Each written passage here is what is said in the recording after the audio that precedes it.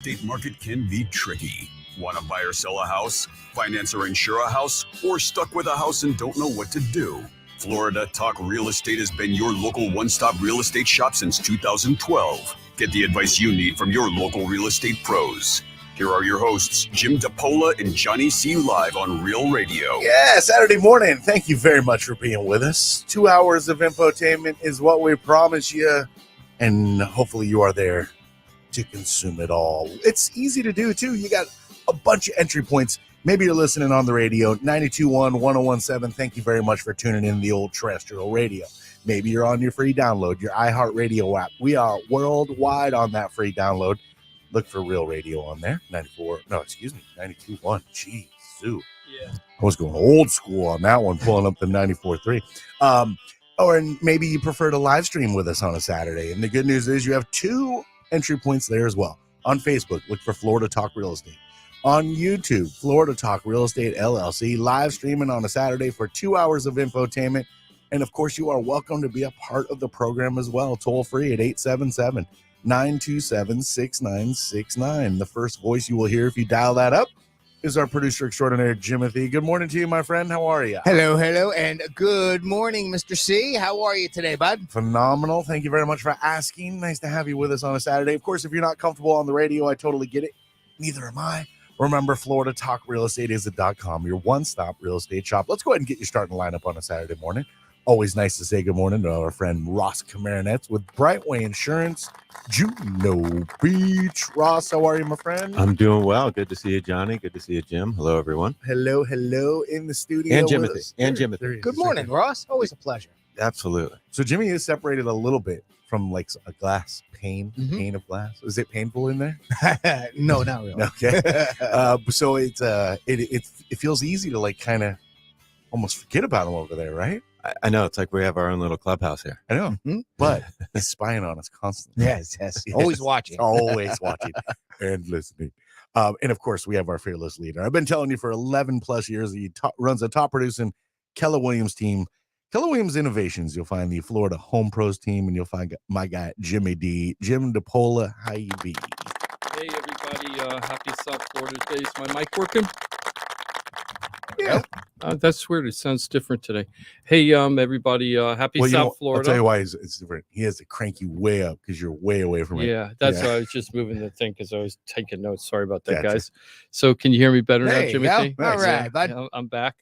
So I just proved again, including last night, why I have the face for radio and the voice for newspapers. So the clown killer murder mystery thing was on TV last night, 2020. So I got a lot of emails and texts and things like that from people saying they saw me on TV again because I was a newspaper reporter when that murder actually happened back in was it 1997 or 97? I can't even remember the year, but which was a big problem with that case because nobody remembered anything about that case. Well, but, and the story's changed too. Yeah. No, dramatically. So anyway, I had my little 20 minutes of fame again yesterday. I didn't actually see the show. I knew it was on, but I was actually doing show prep and didn't have time to watch the show. I didn't even try to tape it or anything. Not new, right? They've aired that before. That's my older little one? segment. Yeah, my little segment was from 2018, a long time ago. And everybody thought the trial was going to happen 2018, 2019, but that didn't happen because of COVID and a bunch of other stuff. And then I think 2020 came down and interviewed a bunch of people from the Palm Beach Post for the latest one. And the Palm Beach Post got a big get by interviewing the son of the woman that was killed. And he hadn't ever really talked to the media at all. So it was the first time he talked in over 30 years to the media for real. So anyway, I didn't get to see that because I was doing show prep for our show today. But once again, just proving that I have the face for newspapers. I mean, face for radio, voice for newspapers. There you go. Perfect. So we got a lot to talk about today. Let's just go right into shout outs. Shout outs. Yeah. Yep. Okay. C. I'll tell Ron you is what. on. We're going to do the shout outs first. So C. Ron, if you could just hold just for a few minutes, we'll be with you right away. I'm really looking forward to that. But let me just do a couple shout outs. So first of all, I want to do a shout out to Stan and Mary. Let me tell you, this is probably the most touching couple I've dealt with in a while. They're in their 80s. They're Canadian nationals. They had a summer home or seasonal home condo down here on the Intercoastal on Singer Island, and they had owned it for 34 years. They've been there, I think, since almost the building was built or something. They've been around a long time, and it was time for them to sell and move back to Canada full time. And their house was in very dated condition. And oh my gosh, that was one of the toughest closings I've had. And since we were doing short sales back when we started this show, Johnny, it was that bad. The buyer wasn't qualified to get the loan, even though that the mortgage companies, multiple mortgage companies we dealt with over this, said they would. Lawyers got involved.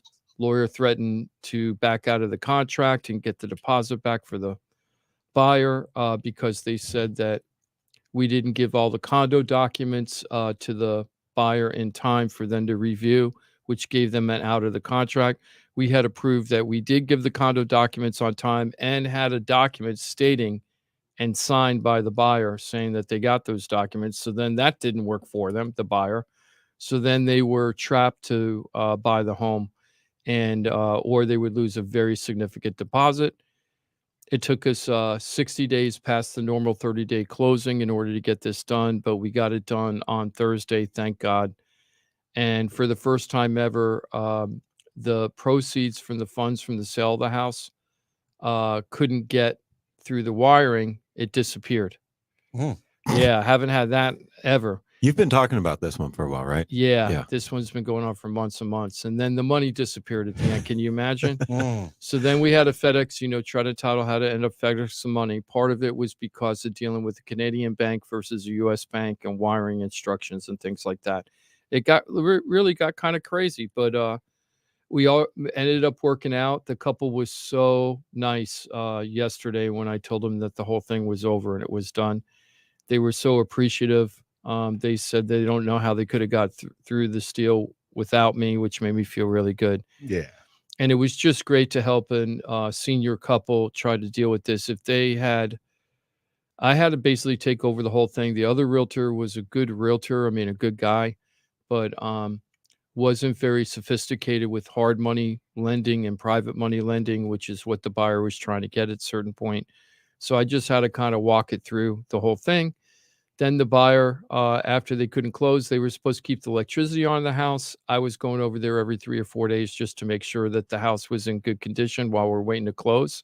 I went over there last week and the electricity was off and there was water all over the floor because the ice maker flooded.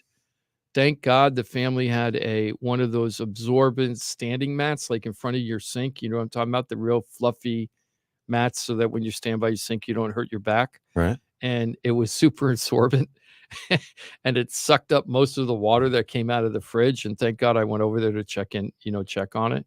And then I called up the buyer and I'm like, you have an obligation to keep the electricity on. This is, she was supposed to close 60 days earlier. And she's like, I decided to cut off the electricity until I knew when we were closing. And that wasn't part of the deal. So anyway, it was a big mess, but we closed it. The family got a good price for the house. So congratulations, Stan and Marion. Thank you so much for trusting us.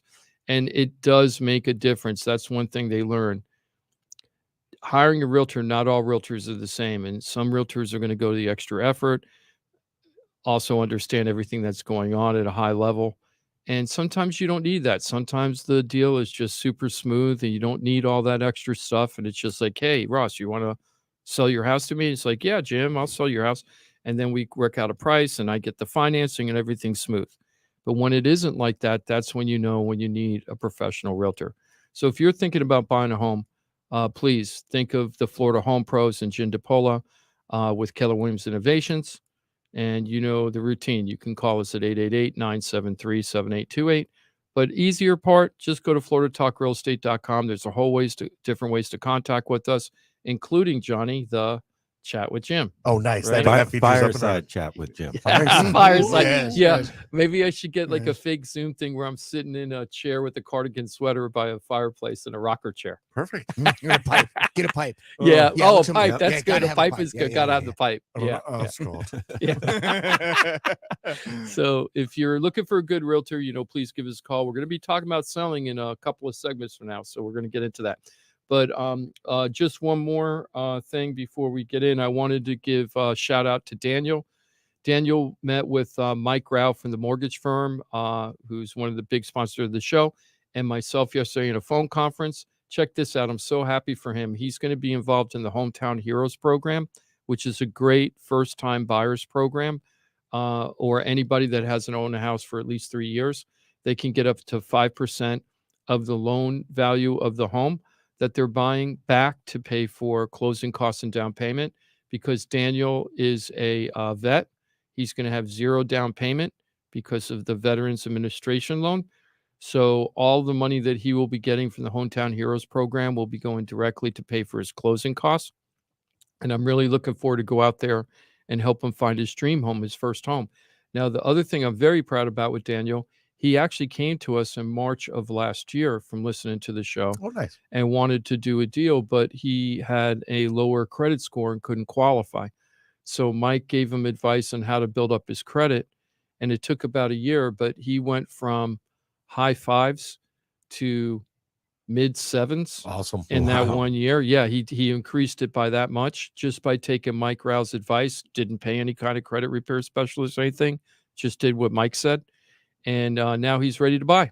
And most So- importantly, did it. Right? And he Getting did it, getting yeah. The information's one thing. Following through is another. That's awesome. Yeah, you did it too, Johnny. You did it too. It can be done. It If you can wa- be done. If you want to do it, Yep. you can do it. That's right. So I just wanted to say shout outs to those two people. If you're looking for down payment assistance to buy a home, that program is expanding. The Hometown Heroes is expanding to what's called the Live Local Act. And that program allows anybody that has a full-time job in Florida that doesn't have too much income, and the income requirements are pretty liberal, meaning that your income could be pretty high and still qualify for this program. But as long as you're a full-time worker in Florida, you haven't owned a home in 3 years, haven't been on title to a property in 3 years, you can get this program and get 5% down. So Daniel's going to be our newest customer doing that. We just closed one with Robert about a month and a half ago, where he got $15,000 from the state of Florida to help pay for his down payment and closing costs. That's beautiful. And yeah, so that was awesome. So When It- does the Live Local kick in? we're thinking July 1st, Ross, but as Mike explained to us, the law was passed by the governor and the state legislator. It's signed and it's done, but all the nitty-gritty details haven't come out yet. What we do know is the Hometown Heroes program had $100 million to spend. They spent about 80 million of it, so there is 20 million left the last time we checked, but they're going to kick in another 100 million right now, and that's going to expand to all professions, which is going to be great. So I've been spending the whole week this week calling buyers individually saying, hey, do you want to take advantage of this program? You got to get going now because this money's going to go fast, we believe. So it's first come, first serve. So you got to get out there and get lined up and ready to go. Is it for loan applications after? Assuming it We're- goes we're- into effect July 1st. We're is it not for sure assuming- yet. Yeah, we're Oh, still okay. not, good questions, Ross. So I'm not sure, like if you go into contract, let's say June 15th, if you can get involved in that program or if the loan has to be written after July 1st, right? Or the contract has to be after July Right, 1st. Okay. We're going to figure all that out. We're also going to see if the income requirements are going to change. And also, there was one other thing. I wish Mike was here. There was one other thing that we're waiting to see about the new regulations. So, whether or not it's going to be forgiven. Right now, the Hometown Heroes program, the money that you would get, like when Robert got his $15,000, he doesn't pay interest on that, and he doesn't have to pay the money back, and it's not included as part of his mortgage payment. However, it is attached on the back of the loan, almost like this silent second mortgage. And then if you ever refi the house, if you ever sell the house, or if you move out of the house and it's not your primary residence anymore, you're supposed to pay back the $15,000. Even if it's 10 years from now, you're supposed to pay it back, but at no accruing interest, no penalty, And that program, you get a little tiny reduction in the interest rates compared to what's the prevailing interest rate out in the market right now. That's just win, win, win, win. Yeah, you Yeah. got it's free. As Yeah. Mike was telling Daniel yesterday, it's free money. Why don't you take it? Yeah. You know, it's Yeah. free money. Take advantage of it. These are the government programs we've been talking about. If you missed last week's show, we called it the Giving Show, and we talked about federal, state, and local programs that you could use to help either buy a house, sell a house, even get student loan reduction. And we're going to continue with those programs as Mike comes back. So, and today we're going to talk a little bit more, Ross, about the home hardening program for homeowners, about trying to get insurance reductions. I know that isn't really the rebuilding of the house isn't really your cup of tea, but you could give a lot of great advice to homeowners about what they should do and is it really going to affect their premiums to go down by doing the thing. So we're going to talk a little bit about that today. Excellent. 877-927-6969. If you want to jump into the conversation, go ahead and do that. If you're not comfortable on the radio, always remember Florida Talk Real Estate is .com, your one-stop real estate shop. And we live stream on a Saturday on Facebook and YouTube, Florida Talk Real Estate on both. Remember, FloridaTalkRealEstate.com. Know it, use it, love it, and share it. So, Jim, we've been talking for weeks about Red Day, and it is coming. It is coming. It's nationwide, Keller Williams connection to their communities. I love the whole history of how it's come together. And we've mentioned C. Ron Allen a bunch of times as we've been building up for Red Day. And I think we started the show by you saying C. Ron was on hold, correct? Yes. Well, is C. Ron going to be joining us here? I hope so. I waited. Yeah, sorry. Yes. The founder of KOP Mentoring Network, C. Ron Allen, again, a name that has been mentioned quite a few times just in the last few weeks. We've heard it a bunch because of the impact in Jim's life and obviously a bunch of other lives that has been touched by C. Ron and the mentoring group. Jim, let's get a nice formal hello from you to C. Ron. Yes, C. Ron, I'm so glad. Can you imagine, C. Ron? We've known each other, I think, since 1987. Because that's when I started at the paper. I think that's when you started at the paper, right? Yes, it was. Yes, it was. 1980. Good morning, guys. Yes. Good morning. Good morning. And now you're on my radio show. You've got this program that I knew. I remember seeing you out on the streets of Atlantic Avenue with the kids marching, teaching them discipline 35 years ago or whatever it was. How long have you had the program now, C. Ron? The program started back in 1988, actually, 87, 88 late, but it was 1991 that we became an official organization. But let me see, Jim, it seems like you and I are the only ones who remember the case of a clown visit in detail. I know that's true. C. Ron was a reporter for the Sun Sentinel when all that crazy stuff was going on back then. So C. Ron knows they're looking for a 6-foot man in a clown suit.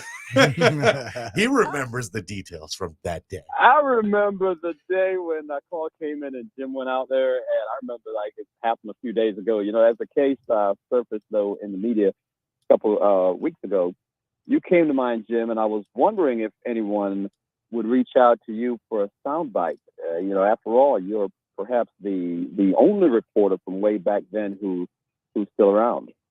C. Ron, it's funny because I was just talking to somebody from the state attorney's office just earlier this week because of the clown killing. They had reached out to me to let me know that the case was settled, and when we were talking about it, we were talking about like what it was like back then and how many people like either passed or like detectives have dementia now and, Parkinson's or Alzheimer's and they can't remember facts of the case and everything. It was such a crazy, crazy thing. And that case was very interesting to me because, C. Ron, I don't know if you remember this, but the Sentinel got a tip from somebody in the sheriff's office and we went to the raid at the I remember. And we went to this raid that they were having over at this used car lot that the husband of the wife that was killed owned. And we didn't know why we were going there. We were just told to get out there in the middle of the super early in the morning. And I went out there. So I'm scoping out waiting for this raid to happen. And then there was a TV crew there. I don't remember which station. They were there too, but we weren't supposed to be there. And this is supposed to be totally undercover. Nobody was supposed to know this was happening. And the detectives were so mad that the media was out there. And then they started squeezing me so hard to try to find out who my source was that gave me the information to go to the raid.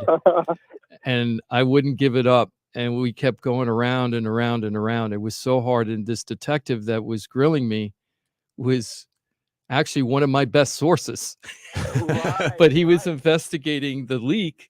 And he finally came to me with the prosecutor, and they really cornered me one day at the state attorney's office, and they wouldn't let it go. And they kept saying, you got to cough up the name. You got to cough up the name. Nope. So finally I turned to the detective and I said, who was investigating the leak. And I said, sir, if I go ahead and well, I didn't actually say sir, C-Ron knows that, but I said, I remember the name. I remember clearly. I know you know the guy's name. I just don't want to say it because I don't know if he's still alive or not. But what happened was I looked the detective dead in the face and I said, I can't give you the information that you're asking for, because if I do that, then all the stuff you've told me in the past that was off the record, then I'm going to cough up my information to anybody. So I'm not telling you anything.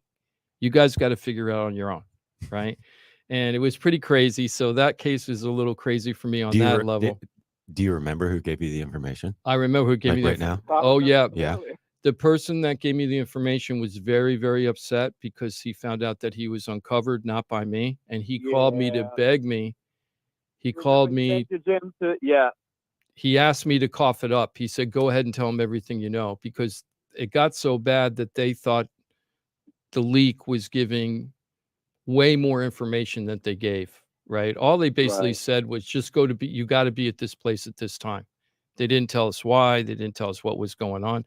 And in fact, that raid wasn't even related to the murder, really. It was about the rolling back of the speedometers and everything in the car dealership. The odometers, which is what he got. Shady dealings. Which he went to jail for. He went to prison for that. It wasn't alleged. It wasn't alleged. He was convicted of that. Right. But anyway, enough about the clown killer stuff and everything. C-Ron covered so much stuff over the years at the Sun Sentinel. It was crazy town. But we're focusing on the night. I covered the police beat for 13 years. Yes, he did. Night cop. And C-Ron was the best. I was pretty good crime reporter, but C-Ron knew everybody, and he can get anybody to talk to him about anything. He always knew way more, especially when it came to the I can't even remember the name. What do you call it, C-Ron? The people that investigate the police. I'm having internal affairs. Thank you. I can't believe I'm having a brain fart. So C-Ron had deep access to know everything that was going on in almost every police department, internal affairs. It was crazy. And he would know and keep it in his back pocket. I'm sorry? Yep.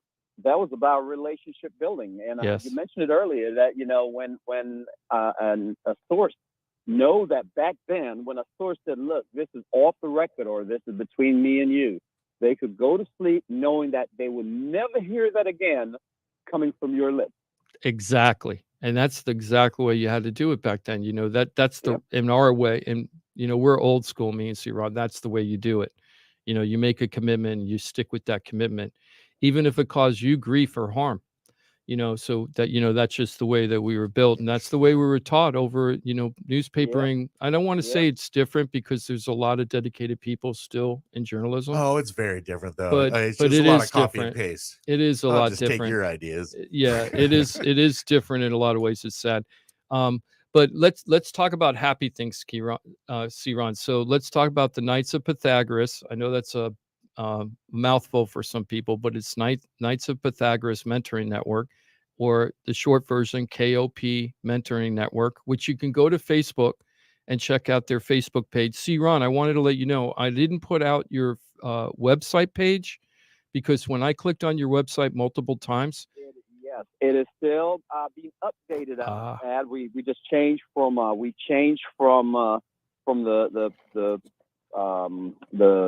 carrier, the host or the server. From to GoDaddy, and they're updating it. Good, because it says your site isn't secure. Like it pops up on the screen saying your site's not secure. Do you want to go on the site? So I gave on our Facebook page, Florida Talk Real Estate, you can find the KOP Mentoring Network Facebook page. and start scrolling through it. It'll get you very inspired to help, seeing all the programs and activities that C-Ron and his group of volunteers are putting together for these kids all the time. So C-Ron, could you tell me why you started this in 1988? Like, what was your mission? Again, Jim, let me thank you very much for this opportunity to share, with your listeners on Talk with Jim, a slice of the work that we've been doing in our community. This is our 34th year or so, and as a reporter, I was covering the cop beat, and I just got tired of seeing the number of boys who were in the police blotter and the court system. Back then, we obviously couldn't name the kids, but we knew kids were getting in trouble. And many of these kids looked like me. And had there been a positive role model, male role model in their lives, many of this would have been prevented. Mm-hmm. And I remember going up to the judge and saying to him, I said, we got to do something about this. Otherwise it's going to continue and never stop. And I remember him saying, Mr. Allen, you have more power than I do. The pen is more powerful. He said, I have the sentencing guidelines I must go by. You have the pen. Mm-hmm. And he gave me the number to our good friend Jim in Delray Beach, Charles Chuck Kilgore. Oh, I haven't thought about him in so long. That's amazing. Yes. Wait, what's his last name? Kilgore? Kilgore. Okay. Chuck Kilgore. He was the chief of police, a very interesting character back then. Mm-hmm. And I met with him. I remember going to his office. I met with him quite a few times. And this time, though, I shared the same story with him about the boys. And I remember him saying that my job is to arrest these suckers, not rehab them. And I said, look, do you mind if I work with some of your guys? And he said, I don't care what they do in their time. But on the clock, they will protect the residents of Delray Beach. And the conversation went on. Anyway, I saw one of the officers in town, Officer Rod Payne, good old Rod Payne, and I spoke to him about it. And he said, yes, I'm down. And we started, Rod Payne, the late Judge Rogers, Edward Rogers, and I started meeting with three of these boys, three boys who went to, back then, Old Carver Middle School. And they hadn't reached the threshold. They hadn't reached the threshold of going over the edge. But they could have been averted. And we started meeting them on Saturday mornings, and we met at the old fire station on Atlantic Avenue, where the tennis center is now. And can't say enough thanks to Chief Kerry Cohen. Chief, if you're out there. Oh, the fire chief, right? The fire chief? Yes. He was one of those guys who had a heart. He had a caring heart for people, just a great human being, just like you, Jim. But Chief Cohen said, sure, you can meet here. We met in the corner on Saturday mornings. And we met, but mostly we were picking up papers on the strip. And then, that became, it defeated the purpose of what we wanted to do. So we said, I remember Judge saying, then why don't you bring your homework so we can do some homework on Saturday morning? And guess what?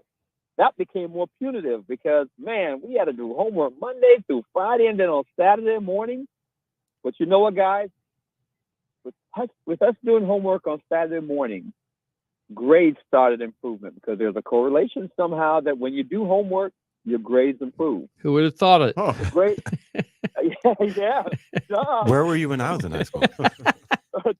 Tell me about it. Grades started improving, and after grades, then, self-esteem started improving and conduct started improving. And I remember back then I would go to, I worked Sunday through Thursday shift then, Jim. And on Friday mornings, I would go to traffic court in the old courthouse in Delray. They had traffic court back then. And I would meet with the police officers. I'd see them. I remember back then, for those who don't know, Interstate 95 didn't have the barricades in the median, in the middle. They had grass. Remember that, Jim? Yep, the grass? medians, right? The medians. Medians, yes. And I remember going up to a few state troopers back then and saying, hey, man, instead of making left turns, why don't you make a right turn one day at Atlantic and come down to Carver and, help us with these kids? And sure enough, he took me up on it. Dwight Walton, he's now long retired. Dwight Walton and the late Savine Stewart, the state troopers. And they would come to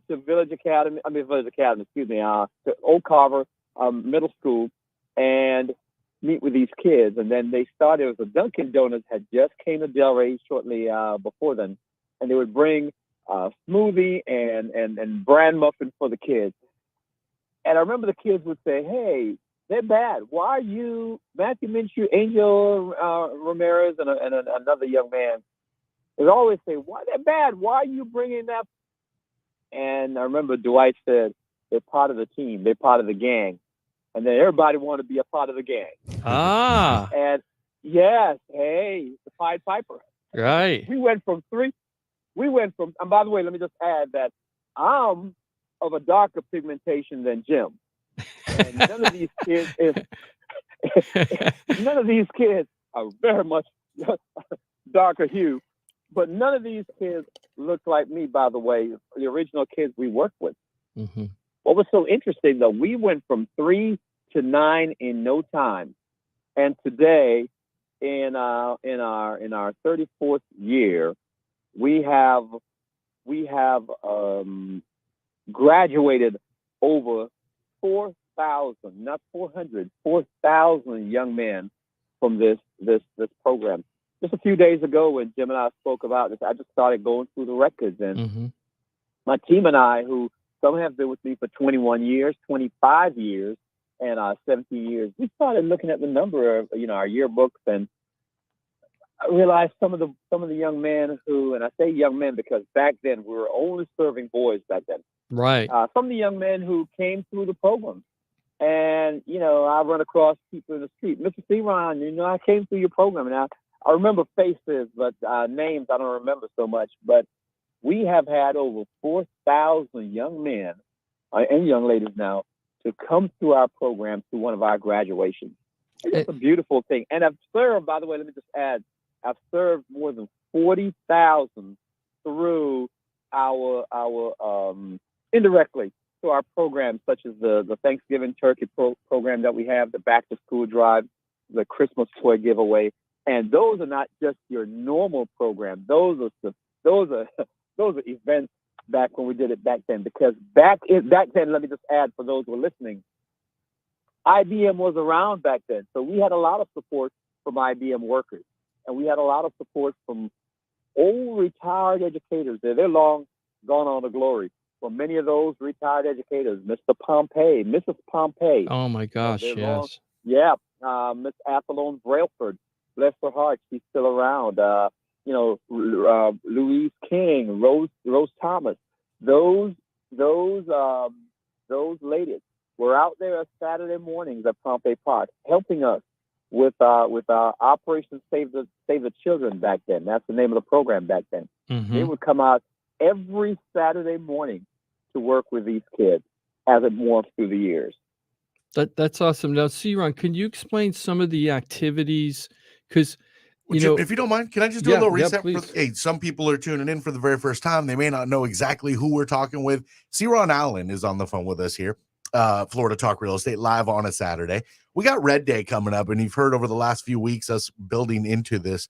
Red Day is a nationwide, really global celebration of one of the KW Keller Williams founders, Mo Anderson. It's a birthday celebration for Mo. But what it is Red Day, and it's KW's Keller Williams' way to say, hey, we're going to give back to all the communities that they are entrenched in. And this year, one of Jim's favorite charities, Ceron Allen, is the founder of KOP Mentoring Network. That is the Knights of Pythagoras Mentoring Network. Easier to say, KOP Mentoring Network. Jim's been very involved with this network. Ceron has laid out a little bit of what they've done over 30 plus years, the lives that have been touched. And fortunately, KOP Mentoring Network is going to be a focal point locally here this year for Red Day. It's coming up, Jim. Yes. And I know Ceron's given us a bunch of the detail of kind of the stuff that how it's been built. We have some need for the KOP Mentoring Network. We have some charitable drive, some desire, right? Can we kind of focus in on a little bit of that and some of the things that they do for the kids? Yes, certainly, Jim. What's your name again? I'm Johnny, and of course you got Ross with us here, Johnny, and our yes. producer Thank you, Jimothy. Jim. Thank you, Jim, for introducing Johnny to me. Well, see, Ron, you know how good I am in media, so you know. And like you said, Jim, you do have a great voice for radio, but a face for radio also. Anyway, we use guest speakers and field trips to expose these young people. We use non-traditional programs, mainly field trips and guest speakers. We've gone to 3 presidential inaugurations. We took these kids to Washington, D.C., to President George Daddy Bush, Bill Clinton, and Barack Obama's inaugurations. For some of them, it was the first time seeing snow. Not only that, the first time leaving the city limits, zip code 33444, in their lives.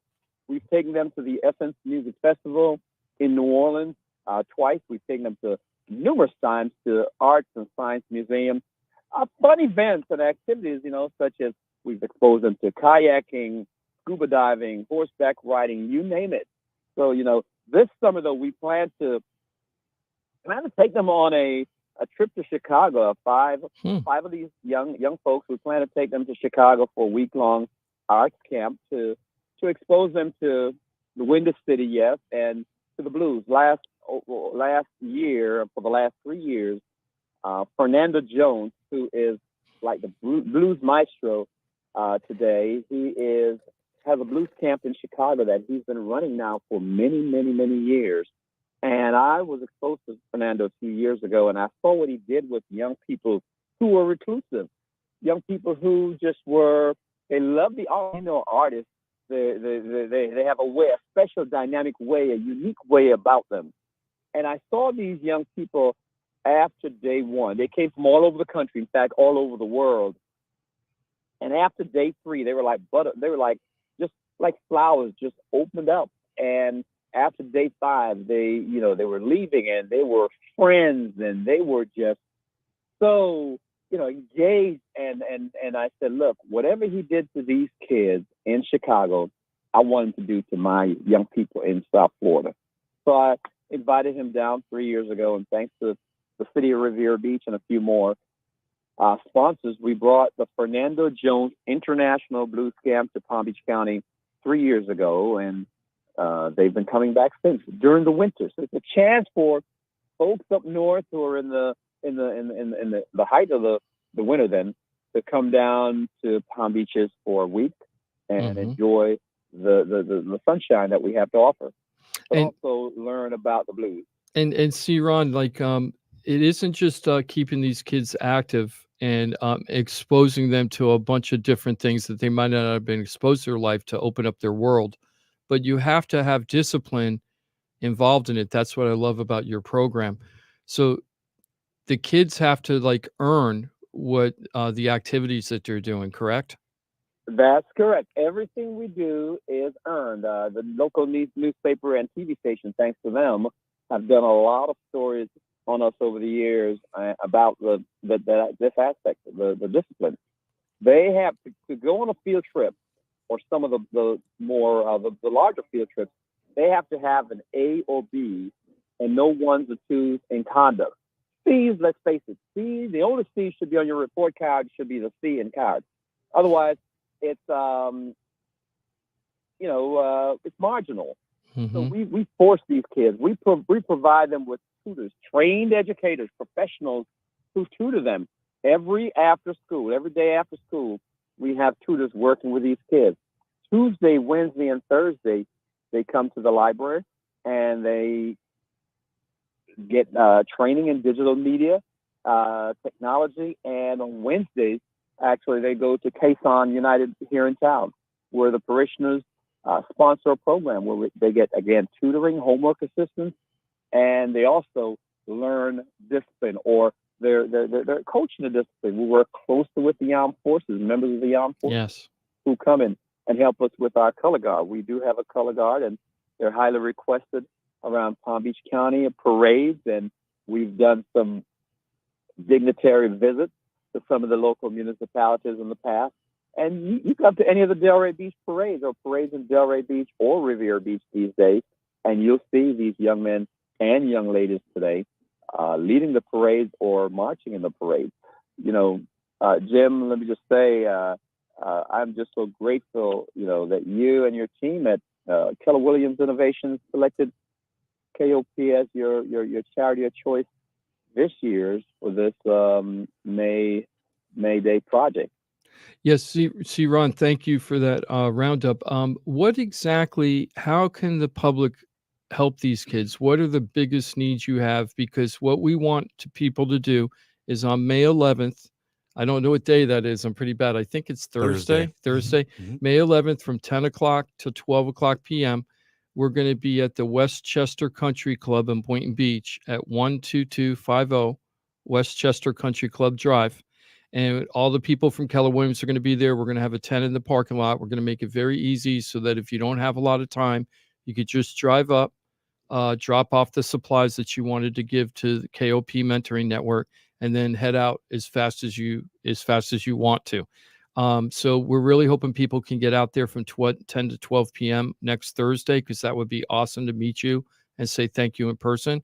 But if you can't get out there, but you still want to make a donation and help out KOP Mentoring Network, all you got to do is go to the Florida Talk Real Estate site, explain what your situation is, and we'll figure out how to get to the supplies to the group.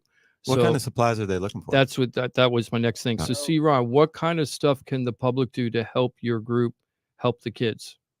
I'm glad you asked. We have our annual summer camp. It's like no others. It's an 8-week stream centered, meaning, and Jim, brace yourself for this one. Everything we do, you know, in the past, back when we were out in the trenches, it was STEM. Now it's stream. So we are intentional in infusing some aspects of science, technology, reading, engineering, the arts, math in this camp. I like to say it's called Camp Quest, by the way. Camp Quest begins June 5th through July 28th. It's 8 weeks. And I like to tell people that we're the only camp in Palm Beach County that I know of that's on the beach. We're on Singer Island, and we plan to serve 15 to 20 students from Riviera Beach to Boca Raton. That number could increase depending on the interest, but they'll be picked up in their cities and transported. If you're wondering how the kids are going to get there, we have vans that will take them. But our immediate needs are healthy snacks for about 30 campers. No, please, no Takis or candies. That's not healthy. You ask the kids, they'll sneak behind and they'll try to get those on the buses and eat them. But no candies, no Takis, please. Definitely, certainly gas cards for fuel. That's been our killer. Last year alone, last summer camp, we spent $6,000 on gas. Wow. Yeah. Yes, because there are times when we had to use the big buses, and every time we fill that bus, it's $1,000 for diesel fuel. So we would put $600 on you. Keep going for $100, and you barely move the gate. But yes, so gas cards will definitely be helpful. That's our one of the top priorities. Bottled waters, preferably the 8-ounce size, and fruit drinks. No sodas, please. No sodas. We try not to serve sodas. Right. No junk food. Right. Yeah. Large outdoor games, as you know, to play as teams. You know, Jenga, Connect Four, checkers. Those huge, oversized games. We can always use those. Obviously, technology. However, if we cannot get laptops, computers, we can definitely use school supplies. Composition notebooks, rulers, folders, construction papers, pencils, erasers, computer papers for sure. The copying paper, computer papers definitely have a need. We go through those like toilet paper, posters, scissors, crayons, the usual, glue sticks.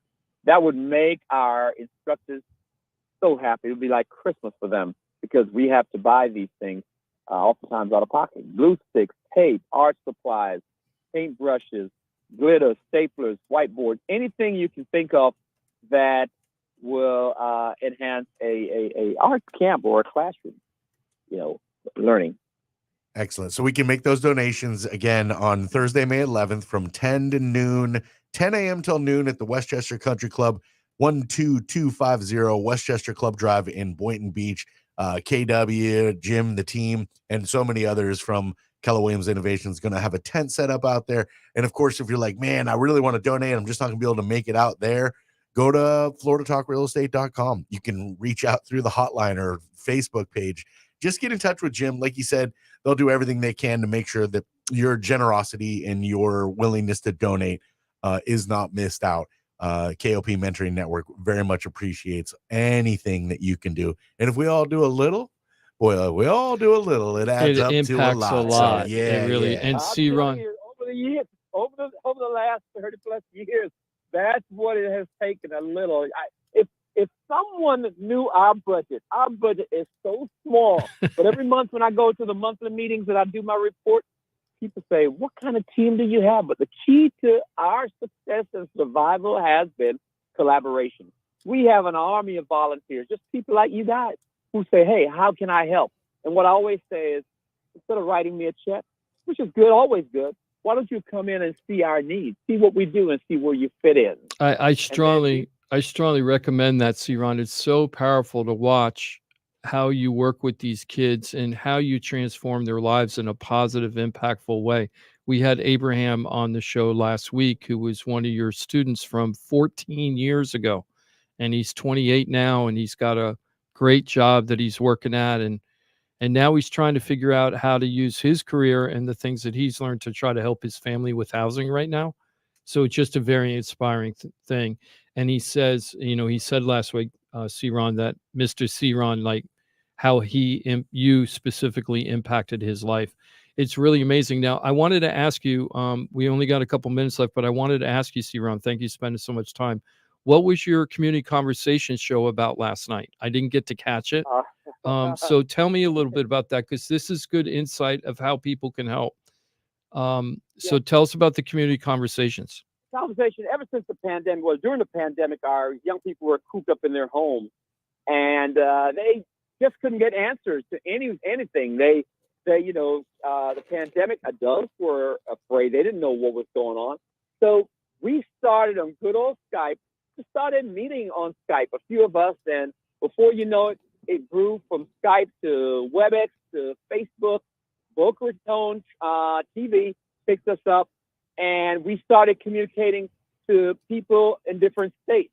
Today, we're in 24 states. Now, last night, we just found out we had some friends in North Carolina, so it's maybe 25 soon. Nice. But 24 states and 7 countries. Every Friday night, we know they tune in at some point because they have to do shout outs or they type in the chat. And now we are on Facebook and YouTube. But last night we talked about a few things. One of the things we talked about, some events coming up this weekend. Today we're honoring 5 women in the community. This is our 30th year, of honoring these women as ladies of distinction. Women who went above and beyond to make sure young people's lives were improved, and they were nominated from the community or by members of the community. We talked about that. We talked about our new coach at Atlantic High School, Jamel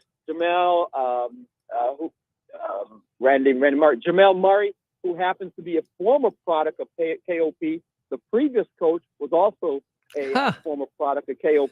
Certainly. That's amazing. That's awesome. We've had quite a few, at least 8 who are law enforcement officers locally. Mm-hmm. Quite a few in the Delray Police Department. We have one in Tennessee at the Memphis Police Department, and quite a few on the Highway Patrol. A lot in the education field. Just imagine, over 4,000 kids over the years. Most of them are gainfully employed. And it's interesting. I go to the grocery store and run across these young men young ladies working in Publix or some of the grocery store around here. It's a delight just to see them, Jim. So with the yes, it is. And the community conversations, the reason why I'm bringing that up is like, this is what I want to tell the public. If you have like skills that you'd like to transfer to teach kids, to expose them to like what your profession is or a future career possibility for them, just to open up an idea and get them an experiential way to get involved in that. That's how kind of the community conversations started. And now these kids are now like, they're a production crew, right? You're teaching these young kids, correct? Yes, they produce the show. They write the script. Not only do they write the script, they produce it. They do the commercials. In fact, Jim, you can rest assured, next Friday night, there will be a piece on May Day, but there'll also be a commercial promoting Keller Williams Innovation and on community conversations. They write the show. They're the broadcasters. In fact, one of our co-hosts, she's in Costa Rica. She joins us from Costa Rica every week when she can. Obviously, when the weather is bad, the signals go down. But that young lady joins us every week, and English was not her first language, as she'll tell you. Wow. But she practices her English with us, and we also have another young lady joining us, from all over the country. We had Dina's up in Vermont, and Middlebury in Vermont. So we have people joining us from all over. One young lady, she's in Hawaii, and she introduces John Maxwell's segment for us every week. Obviously, that's taped because the time is different. That's awesome, C. Ron. So anybody that's inspired by this, thank you. And it's the KOP Mentoring Network, and all you got to do is you got to go to 12250 Westchester Country Club Drive on May 11th from 10 to 12, and stop by and drop off supplies. It could be gas cards. It could be healthy snacks, no junk food, no sodas and things like that. School supplies are really needed. Large outdoor games like big Jenga games or checkerboard games, things like that. The big ones that you could use for the outside. All of that would be great. What about clothes, C-Ron? Do the kids need clothes? Are there any needs for clothes or anything like that? Not at this time. Thank God, we have some good relationships with some of the stores around town. Prom's here now. And we talked about prom last night. We had their prom pictures, and we're asking folks, if you have a graduate, send your photos in, give them a shout out. Same with prom.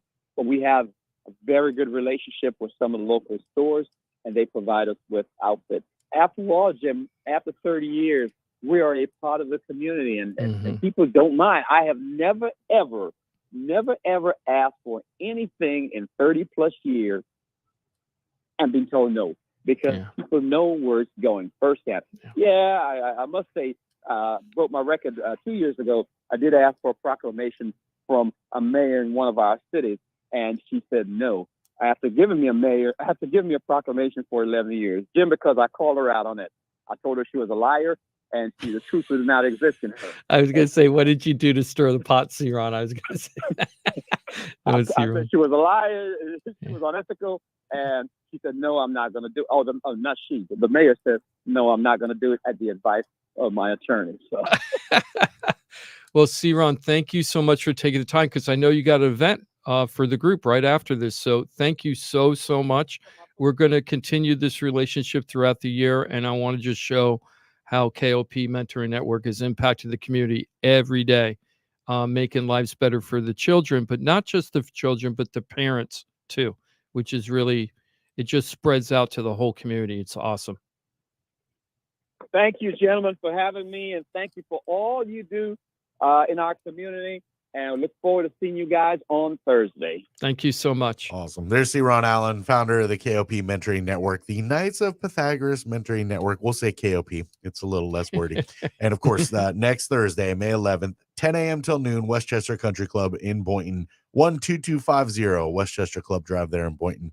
You'll see the KW Innovations tent and the team all out there. If you can swing by with anything we mentioned, school supplies, water bottles, healthy snacks, gas cards, dollar bills, even if you just want to stop by and say hi, please do. That's next Thursday, 10 a.m. till noon. Also, a 15-person passenger van would be good too. Oh, sure, you can If do that. somebody Oh, wants oh, to yeah. do that. Seriously, I think what we're going to do the rest of the year, I have to talk to C-Ron about this, but I think I want to raise money to try to get that 15 15-person passenger van. They've been asking that for years and years. I was really surprised to hear they haven't gotten it yet. Well, So we make have it to a- figure make out it a a way to mission. make that happen for Good. them. So we're going to do that.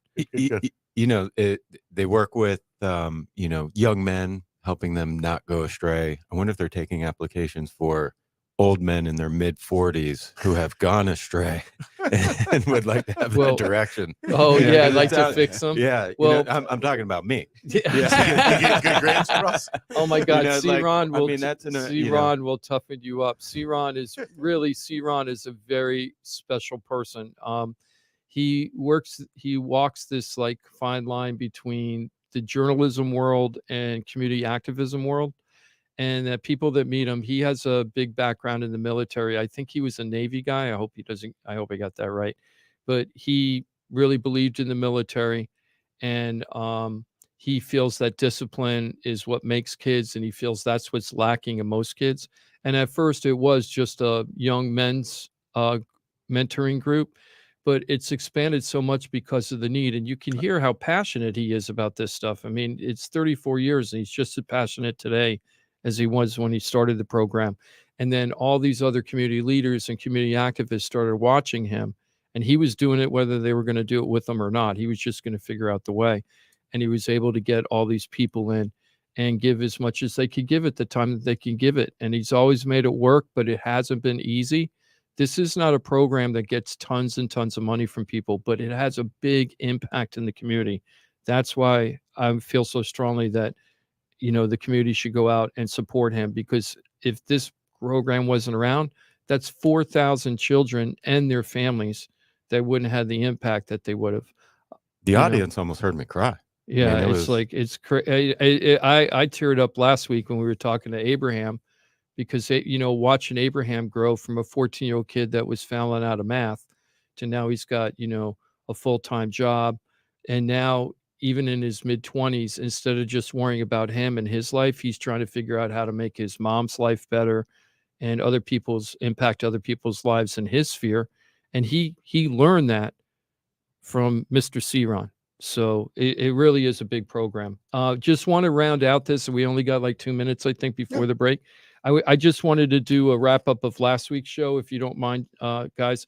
I just wanted to give a couple shout outs for Renegade Sports. I'm wearing my PPF shirt, which is not my Renegade Sports shirt, but it's the same company now. And Renegade Sports Entertainment, we had 5 guys going to the up for the draft. We had 3 of them lock in for sure. So I just wanted to give a shout out. Pokey Wilson from FSU, he was wide receiver, Go did Noles. really well there. Go Noles. He got picked up as is it priority or preferred free agent, Johnny? What's it called? I think preferred. I don't know. I think it's preferred or priority. I So don't know. PFA. He's a PFA for the Los Angeles Chargers. So congratulations on that. We hope you have an awesome career. I think that guy's going to do something. Didn't get his name called on the draft. No, He but didn't, but no. he is getting a shot, We which is kind of awesome. we kind of knew that going in, that he was probably going to be a priority or preferred free agent. But there were a lot of teams that wanted him, so we're very happy he got with the Chargers. He did a 4.48 in the 40s, so that's not too bad, right? Nice. That's not too bad, right? Yeah, it's a decent speed. Yeah. And then Jaleel Billingsley, he was originally from Alabama. Then he went to Texas Longhorns. He was a tight end. He got picked up for rookie minicamp at the Tennessee Titans. So congratulations, Jaleel. I actually personally sponsored Jaleel's NFL draft party. So I'm happy that he got in, and now he has a shot at the NFL, and I'm looking forward to that. We also had Jamal Woods. He was a defensive end from the Illinois team. I'm joking about this again, right? The fighting, what is it, Illini? Did I say? Illini? Why can't I get that right? I can't get that right. Illini? Who the heck would think it's Illini? But anyway, he was with the Fighting Illini, and if he ever sees me, he's probably going to kick my butt for making fun of his college team because he's a big guy. But he got picked up by the Colts for rookie minicamp, so congratulations. And we got a couple other guys that might have made it, but I haven't had a chance to talk to Paul Aloisi, who's the agent for us at Renegade Sports and Entertainment. However, we're expecting Paul and his business partner, Jarrett, who we all know is Perry CPA Group, are going to be coming on next week to talk about what happened this year. So that'll be a fun show to talk about like that. Very cool. Okay. And then on the flip side right now, we're going to be talking insurance with Ross Komarinetz from Brightway Insurance, Juno Beach, the only Brightway Insurance office anywhere in the state. Is Brightway actually a regional? No, it's Brightway. I mean, there's Brightways are all individually owned. Right. But are they all across the nation, nationwide, or just regionally? We're in, I mean, I don't know how many states, but we're in most a lot. states. Yeah. So out of all those Brightway insurance places, there's only one place to go, Ross's, Juno Beach. And we're going to talk to him about two things. Did you get a non-renewal notice in the mail from your insurance company? We're going to tell you what to do about that. And also, we're going to just go over the home hardening program again, which is able to tighten up your house for hurricanes and storms to try to get an insurance discount. So we're going to talk about those two things on the flip side. Property insurance questions, comments, concerns. You can dial up right now, 877-927-6969.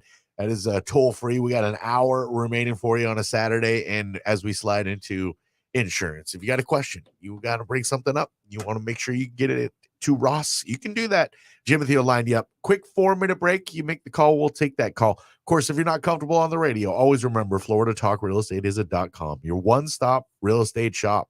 Know it, use it, love it, and share it. Florida Talk Real Estate.com. 4 minutes from now, we'll get back at it. Great to have you with us every Saturday. Florida Talk Real Estate, right here. It's Real Radio. We'll be your friend. Follow us at Real Radio 92.1 on Facebook, Instagram, and Twitter. From the Gordon and Partners Weather Center. Have you or a loved one been injured through no fault of your own? Call 561-333-3333 or go to fortheinjured.com.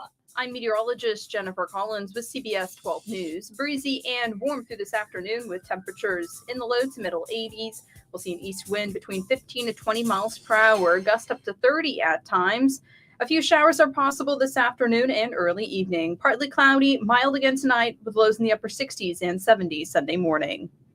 This report is sponsored by Lowe's. All new spring deals are here at Lowe's. Save on the Cobalt 24-volt string trimmer and leaf blower combo kit. Now just $149. Lowe's knows spring. Lowe's knows home improvement. Offer valid through 5/17. Selection varies by location while supplies last. Hey, it's your boy Johnny C here, host of Florida Talk Real Estate. They're tops when it comes to helping people buy and sell houses. But Florida Talk Real Estate is so much more than that. For 5 years, I've watched these guys help thousands of our listeners with any real estate need. They couldn't do it without their sponsors, who are experts in their fields. Check it out. Jim DePola, powered by Keller Williams Realty. Their team specializes in helping people sell their house for top dollar, and buyers get great deals on the purchase of their home. That's what they did for me and my family, and I couldn't be happier that I hired them for my real estate transaction. Mike Rao from the mortgage firm is one of our favorite guests on the show, and he is the mortgage guy. Whether you're looking for a refi or a mortgage to purchase a new home, Mike Rao will get you the answers you need. The mortgage firm is licensed to do loans in Florida, Alabama, Tennessee, and Georgia, and they have local offices that cover all of South Florida. So if you're thinking about a refi or a new mortgage, go to the mortgage guy, Mike Rao, and find out what he can do for you. The Mortgage Firm, Inc., NMLS 189233, Florida license MLD 78, equal housing lender. The law office of Paul A. Krasker has been specializing in real estate law for nearly 25 years and has the professional team you need. Upside down with your house, Paul's team can help you conduct short sales, loan modifications, even if you're behind on payments. They also help you with foreclosure defense and bankruptcy. They can even help you get a student loan modification and repair your credit to get the score you need. Paul's full-service team has helped thousands of our listeners, and they can help you too. Trident Title LLC is the largest privately owned title company in Florida. When you need a title company to complete a refi, home purchase, or sale, Trident Title has got you covered. Not only do they offer competitive pricing, Trident Title has attorneys on staff to make sure if you have bumps in the road declaring title that you can get the job done. Beware, not all title companies in Florida have attorneys on staff. Trident Title does and complies with all the new federal regulations released last year. Ross Komarinetz, owner of Brightway Insurance, has been helping our listeners get great rates on homeowners insurance plans. Haven't checked your homeowners insurance policy in a while? This is a great way to help reduce your monthly mortgage payment.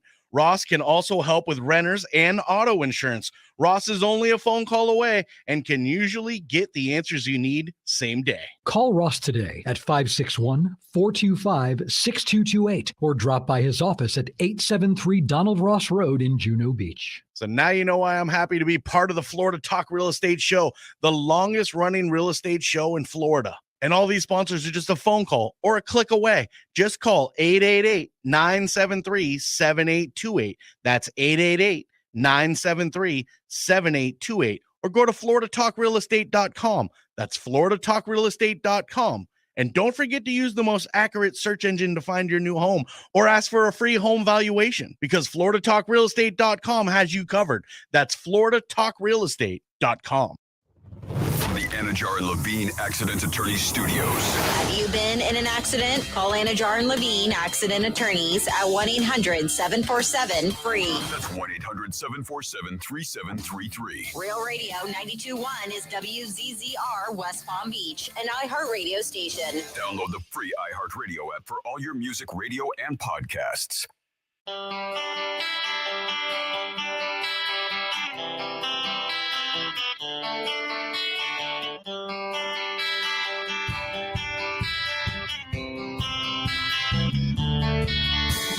This is Florida Talk Real Estate with Jim DePola and Johnny C. Got a question for the show? Call us live at 1-877-927-6969. I'll say it again, 877-927-6969. That is a toll-free number. If you want to be a part of the program with questions, comments, concerns in the world of real estate, jump into the conversation, you're more than welcome. 877-927-6969. If you dial in, our producer extraordinaire, Jimothy, will very graciously answer and line you up there. Good morning to you, Jimothy. Good morning, gentlemen. Of course, we'll get you on the air. You'll be speaking with me, Johnny C., your air traffic control. Ross Komarinetz is with us on a Saturday with Brightway Insurance. Juno Beach is where you find him all other days. Of course, he's always representing. Nice to have you with us on a Saturday, Ross. It's good to be here. It's good to see you guys again. You know it. And of course, our fearless leader, Jimmy D is what I like to call him. Jim DePola has been running a top-producing Keller Williams team for 11-plus years. Keller Williams Innovations, you find the Florida Home Pros team, and you find my guy, Jimmy D. Jim DePola, how are you, my friend? I'm doing good. Happy South Florida, everybody. It's another beautiful day. It was a beautiful day out here driving down here. It was. Last couple weeks have been amazing. Haven't they? Oh, yeah. Gosh, it is so nice when the humidity's just not in the forefront. It is like, mwah. Yeah, waking up a couple of days ago, maybe it was a week ago, 68 degrees. I was like, this is awesome. I let the dog out the other morning. It was like 61. Monday was cool, yeah. Monday morning. Whoa. Open up those sliders, baby. Yeah, it's so natural nice. air conditioning in. Yeah. I love living in Florida. You know, I call it Florida, and I love that part about Florida too, because it's different all the time, but Florida, D-U-H. And I stole that from Rich. I don't know if Rich got it from somebody, but Dr. Rich from the Love Doctors, homage to him. But I love Florida. I love being down here. I love everything about it. I love the flying cockroaches. No, you don't. I love the fish that walk across the street. I love it all. I love the pythons coming out and eating everything. Gotta love it. Now what do we got? We got is it true? Isn't there a new lizard in town? The African one that's Maybe, has yeah. an orange head. Yeah. I remember seeing one like 4 years ago at the Donald Ross exit off of 95. Yeah. I was like, what the hell? Oh my gosh, what is that? Was he panhandling? And then, and now I see it on the same tree. Like every time I stop there, I see it. You know, I think we're friends. It's like, so the influx isn't just like Northerners, like New Yorkers and Michigan people and stuff. It's like all these critters too. All the critters want to come to Florida. Everybody wants to go to Florida. It's crazy. We're going to be talking a little about leaving Florida in a little bit after we get the insurance. We're going to talk about, is Florida too expensive? Well, here are some other places that you might want to live that's kind of like a beachfront, but cheaper, because there's a lot of people moving out. As many people. Those people in. that live in those communities right now are saying, Jim, keep your mouth shut. I know, exactly. Don't ruin Alabama, exactly. Jim. Don't. Hey, Alabama. Roll Tide. Yep. Roll damn time. So there's got to be a point where you're like, wait a minute, we're in Alabama. How bad was it a bed in Florida? So No offense, Alabama. So, Ross, with this is going to be happening a lot. I'm assuming if it isn't already happening a lot in your life already, but the non-renewal notices from Citizens Insurance. From what I read, and I'm not an expert by any means, that's why we have Ross here, but from what I read, there's basically two types of non-renewals, if you will. One would be your roof is too damn old. Are you right? talking about Citizens in specific? Yeah, Okay. right now, if that's okay. Mhm. Yeah. So one would be your roof is too old. The other one would be, hey, there's another insurance company that's private that is competitive with our rates, and we're not going to cover you anymore, and you should go to that new insurance company. Now, when I was reading about this last night, and I started getting wonky and started reading this, what I found was interesting with the notice about the assumption if Citizens is saying go to this other insurance company, they have a policy that works for you, you only get one notice. So if you don't open up the mail, which a lot of people don't, and don't look at that notice, do you have to do anything if it says notice of assumption and non-renewal? Do you have to do anything with that, or does that automatically happen if you don't do anything? So what happens? So there's two things on assumptions. There's an assumption where it's a voluntary assumption where they say, hey, there's a carrier that's willing to offer coverage. Here's what their premium is, and here's what our premium is. You have to make an election if you want to go to the new carrier, but if you want to stay with Citizens, but if you want to go to the new carrier, excuse me. So okay, that's okay. So you have the option is to either go to the new carrier or stay with Citizens. If you do nothing, Citizens will automatically move you to the new carrier at whatever their premium is. If it's twice as expensive as what the Citizens premium was, they're going to move you. So you do want to open your mail to make sure that you're seeing those two premiums. So that's the voluntary one that they do. The second one is where they're saying, hey, there's this is a non-renewal. Your policy will be assumed by XYZ insurance company because the premium that they're willing to offer is within 20% of what we're willing to offer. And because that's the criteria in order to qualify for Citizens, is that there has to be no carriers that will offer a premium within 20%. Sometimes Citizens, or maybe there's a process for this where they check with the private insurers saying, will you take any of these policies? So when you're doing a quote with Citizens, you Mhm. have to run it through what's called their clearinghouse. So you put all the criteria in and you hit it, and it checks the relationship that they have with other carriers to see if they will return a quote. Mhm. And if they will, then that quote shows up and it says, hey, they're no longer eligible. They're not eligible for Citizens. Get a quote from these people. That doesn't happen very often anymore. Right. And in fact, I can't remember the last time that's happened. So, Citizens, it pretty much just always returns a quote through the clearinghouse. So they're doing the same thing at renewal for all the policies that are on their book. And if a company comes back within 20%. So what's the difference, sticking with this subject right now for assumptions? What's the difference between voluntary and involuntary, if you will? Because if somebody's getting a notice saying, hey, there's another company that would pick you up and you got to let us know if that's what you want to do, and the premium is higher, right, but not more than 20% higher than Citizens. Well, that's the difference. That's going to right? be the mandatory. That's the difference. That will be So that's where mandatory. they're- So if that's it's under the basically- 20%, then it's mandatory. So basically, Citizens is saying, hey, there's going to be an offer, this offer. Mhm. So you no longer qualify for Citizens. So we're going to issue a non-renewal. It doesn't mean you have to go with that new company. That company is going to be the company that's going to offer you a renewal. And at the end of the day, an insurance policy is just a 1-year contract. Right. That's optionally renewable by both parties. So you don't have to accept that renewal. You can go out into the marketplace and shop it. But chances are, if you were with Citizens, that renewal that you're going to get offered by the new company is going to be your It's best going to bet. be the one. Yeah. And then if it's more than 20% premium, right, will you still maybe get a letter in the mail saying, hey, you can move over to this other company? So Citizens does send those out. So what happens is a private company will come in and look at their book of business and say, we'll take that one, that one, that one. We'll take both of those and basically pick out policies that they would be willing to take. And then so Citizens will send out a letter that says, hey, this company's willing to take over your policy. Here's what the expected renewal premium would be with them. And here's what our expected renewal premium would be. Yeah. If you do nothing, you will be automatically moved to the new company.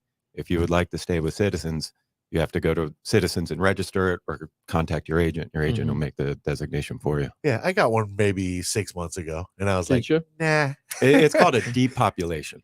Right, great, because they're trying to reduce the rolls on Citizens. Sure. So, Johnny, just for your experience, from your experience, how big was the difference in the premium? Do you It was remember? substantial, enough to where I was like, nah, that's cool. I'll hang with Citizens. Would there have been any, just out of curiosity, would there have been any price premium that you would have said, okay, other than being less than Citizens? No. Right. What's my motivation to move? Exactly. Right. That's it's my tough. thing. Yeah. So, but like Ross noted, the only way to get into Citizens is you have to be beyond the 20% threshold, right?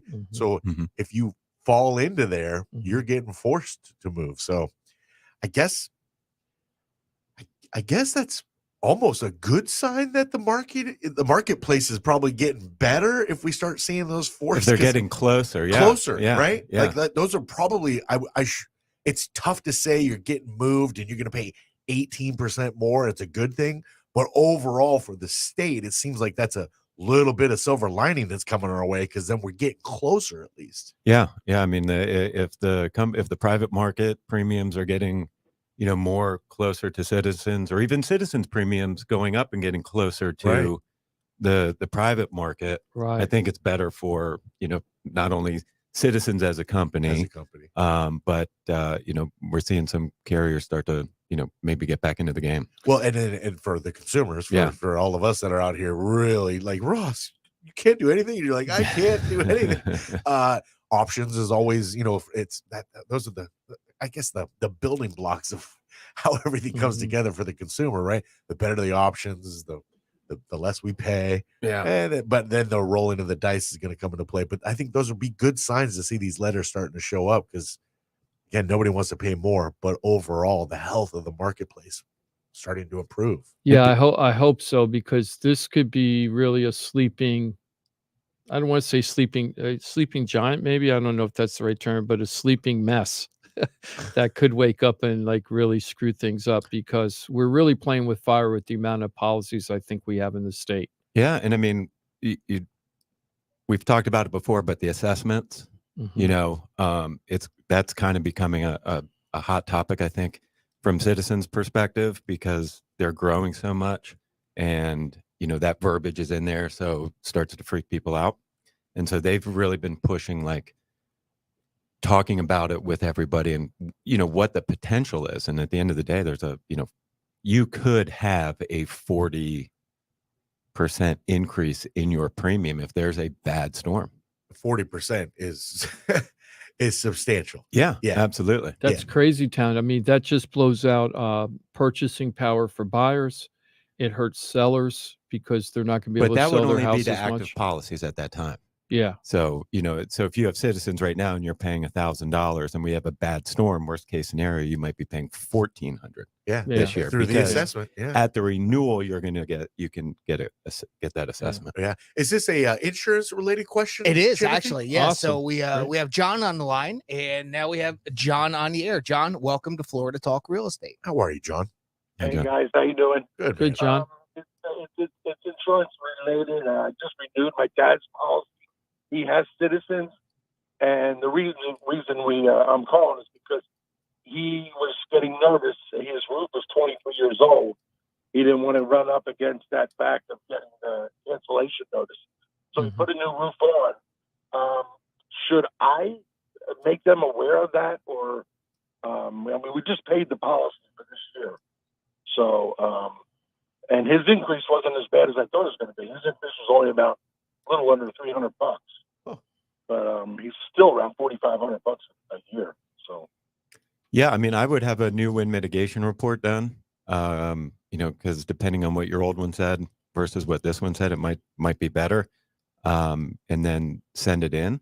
That way it'll update the age of the roof and it won't trigger, a non-renewal for age of the roof. Yeah, because that's what's going to happen. Well, I was going to ask you that question. So I'm going to ask you the question now then, Ross, while we got John on the phone. So how do they know when to send notices that your roof might be too old? Do they go to every building department and No. check? So Like, how do they know? when we bind a policy, Mm-hmm. we have to put in the age of a roof, and then we also have to back it up with proof. So it's just a data field. So they can just kind of do a search of roof I ages. see. I didn't know how, so they keep it that way. You want to update it. If you put on a new roof, while you may not get an additional discount, you at least want to update it so that they know not to trigger hey, your roof is 23 years or 25 years old when you put a proof roof on last year. Right. Then you need to provide proof. So just be, proactive about it. So John, in order to do the wind mitigation, Ross has a really good company that we've used for our customers a bunch of times. I think the cost for the wind mid is what, like $100 or $150 or something like that. I think, something. I don't know. Yeah, it's like $99 or something. So John, if you want a company to come out to do that wind mitigation report, we can get you somebody to go out there and do it for you if you want, so you can get it to the insurance company. So go to your website or go to Ross? Yeah, go to our website. Everybody, because we're the one-stop real estate shop on the show. Once you go to Florida Talk Real Estate, you can get to all of us here, so it's easier to go there. That way, you don't slip through the cracks. Access to the entire team. Thank you, Rod. Thank you, Johnny. and I do have one other question as well. Sure. Flood insurance. He is on a canal. He has a reverse mortgage, so he had at one time he did have to have the flood insurance, but for some reason they rezoned a certain section of Boynton Beach, and for 2 years they didn't have it. Well, we just got a notice, so I don't know if they rezoned it again, thinking that maybe. You got a notice from Citizens? No, not from Citizens. We got the notice from the flood insurance company. See, for 2 years though, we didn't have to pay it because it got rezoned. So I don't know if they would go back and rezone it and put it back in or what. Well, so the flood insurance company sent you a notice? Yes. The one that you had 2 years ago?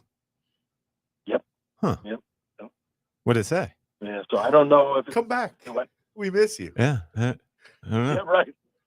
And the price is not that terrible. I mean, we actually paid it the 1 year just to be, safe because he is on a canal, So, but it looks like it's a mandatory bill, and I don't know if maybe the mortgage company is requesting it. Maybe. What I would do is talk to your agent, and have him do a flood map zone lookup. You can do it like if I go to my flood carrier and I type in your address, it'll pull up the latest zoning map, and it'll tell you whether or not you're in a flood zone or not. And then, so if you're not in a flood zone, the flood insurance, you shouldn't be required to have the flood insurance. If you want it, which you should, it's a good idea. You should get it, but it wouldn't be required if you're not in a high risk flood zone by the mortgage company or Citizens right now. Right. Okay. All right. Well, those were my questions. I appreciate it, guys, and I will be in touch because thinking about maybe switching him to you guys as the agent. So. Yeah. Excellent. That'd be Awesome. excellent. Just go to floridatalkrealestate.com. There it is, my friend. Appreciate you being with us as always. Thanks, John. And enjoy the rest of your weekend. 877-927-6969. John dialed that up. It's toll free. You want to be part of the questions? You can throw your questions out. You want to be part of the conversation? Don't be shy. Still got plenty of time for you on a Saturday. Again, 877-927-6969. You said Citizens and forced flood insurance yet? Is the keyword there yet? It is yet. I was going to talk about that. So this is awesome. So right now, if you have a Citizens policy that includes wind and you're in a high risk flood zone, you are now required to have flood insurance. Even if you're on the 10th story or 10th floor of a 20-story condo, you have to have flood insurance for at least the same amount of contents coverage you have with Citizens. For the condos, they don't require you to get the building coverage that comes on flood policies. But I think it's 2027 Yes. where all Citizens policies that include wind will have to have flood So insurance. that's going to be all Citizens policies, not just any policy, correct. right? So even if you're on a condo and the condo is insured and it has flood insurance for the condo building, you still need flood insurance now. For the will be contents. required for the contents in your property. And yeah, for the contents, as long as the association has a master policy. Mhm. If the association does not have a master policy, then you have to get the same building coverage that you do with Citizens. So the first time I read about this, it was laid out in the article I was reading, the step up dates. Like there was, as you say, there was a certain timeline about when you had to be enacted for your flood insurance if you had Citizens. It was all based on the value of your home, right? So again, yeah. So I mean, that is one of the things. It's Your insured value can't whenever be at 600,000. So over 600, then they're going to require it, whether or not you're in a flood zone. That step up is earlier than the I think that's requirement for everybody. 2025. Yeah, I'm pretty sure. yeah, it's before everybody, but So that means, so explain that to me about insured value of the home of 600,000, because right now it's 500,000 is something related to that. But so what does insured value of 600,000 mean? That doesn't mean that your house, you bought your house for 600,000, right? What does it mean by insured value? the insured value is based on the replacement cost of the home. So if the house burns down, how much it would cost to rebuild that exact house the way it is today. And so that is a lot different than value, because if you have a 2,000 square foot house that's on 10 acres of oceanfront property, that value is going to be a lot, but that replacement cost is going to be, 500, 400, 500,000, whether or not it sits on 10 acres of oceanfront property or, a tenth of an acre inland. Right. That reconstruction cost is the same. The value is vastly different. Totally different, right? And then people at that situation are going to have flood insurance, whether they're in a flood zone or not. If there were Citizens, yeah. Right. Now, do you think the flood, because like right now, when we always recommend people, like you just said, recommend that you go ahead and get the flood insurance, even if you don't have to, because it's just good to have, and it isn't that expensive. Back in the day, and I haven't talked about this with you a long time, but you used to say it costs you like $1 a day or something. Yeah, I remember when it was $355. Yeah, what is it now? What happens if you get it now, but you don't have to have it, but you're getting it? So they did away with that standard premium and standard coverage. But I'm seeing it probably anywhere from $500 to $700. Right. For the year, obviously. Yeah, for the year. I mean, Yeah. if you're in a high risk zone, it may be a whole lot more. But if you're not in a high risk zone, it's not that bad. And then also, we're seeing the private flood carriers, which you can get more coverage, you can get better coverage. And even those are coming in less than the National Flood Insurance Program premium. So, we check them all and make sure that we give you the best coverage at the right price. So as I was reading this, I'm sorry, Jim. Go ahead. No, go ahead, Johnny. So as I was reading this, I'm like, okay, so why? Like, I know there's a threshold. There's certain ways that the water has to come into your home for your flood insurance to kick in versus whatever is going to be covered by Citizens, right? To me, it's all about eliminating a ton. Like, Citizens got a ton of risk, right? They have so many more policies than they want, but that's where we're at now in Florida. So they're trying to kind of chip away at some of their risk. But when it comes to, like, so a hurricane happens, if you're not in a flood zone, right, and Citizens does require you to get this flood insurance, what's that fight going to be, just from your perspective, about who pays what and where and how, based on how the water comes into your home? Because there's only certain ways for that flood insurance to trip, right? Yeah, I mean, there's things that have to happen, but from the claims aspect of it, you have, I guess, Citizens in their minds are saying, we can at least add a little bit extra layer of protection. So if it is in fact a flood claim, then the flood, whatever the flood carrier, wherever it's FEMA or a private carrier, is going to pay it. Or if they deny it, then based on it not being real flood damage and it's actually wind or, hurricane damage, then citizens, I guess, is saying, all right, that's what it is. We got to pay it. So flood's all about water rising, right? I like to say flood is water entering your home at the ground level. So not a hole in your roof. Right. During a storm, roof gets ripped off. It rains inside your house. That is your homeowner's or hurricane insurance. Okay. You're standing at your front door, watching it rain in the street. Puddles getting in your driveway. Next thing you know, the street is a puddle, and that puddle's creeping up your driveway. Next thing you know, your house is in the puddle.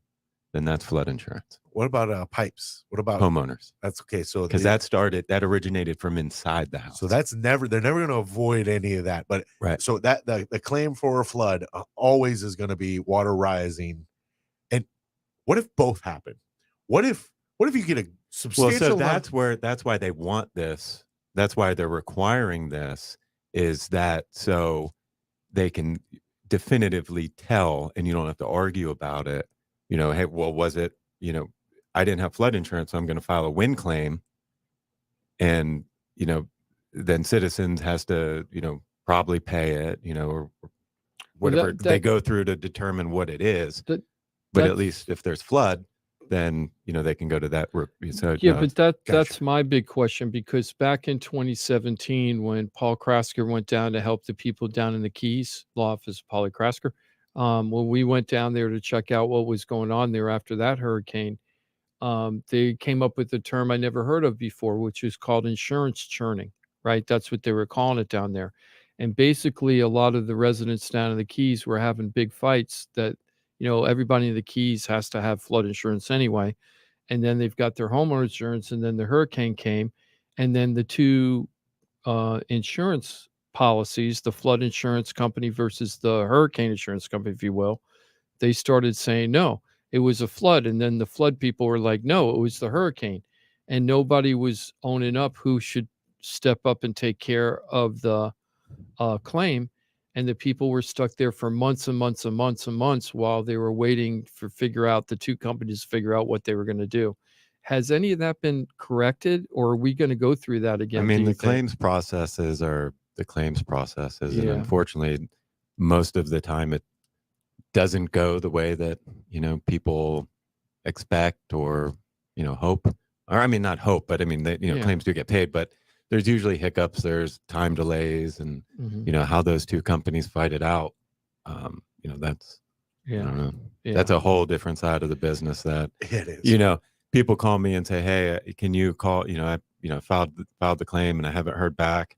I call those people and they don't care who I am. At all, right? No, not at all. Well, one of the good news is, I guess if it's good news, I haven't really heard much about, what happened out on the West Coast for the last hurricane. I haven't heard a lot of, you're not seeing articles talking about insurance churning or anything like that. It looks like, I guess, the claims are being paid out there.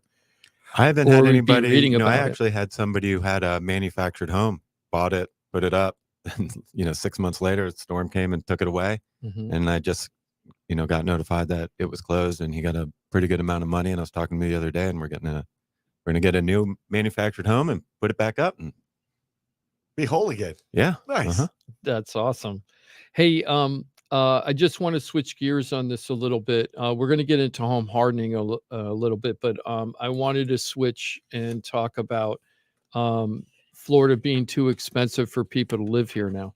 And, we always are talking about all the people that are coming to Florida, and it is happening a lot. I just read an article, I think it was in the Sentinel or the Post again, where they were talking about the numbers where everybody's coming from.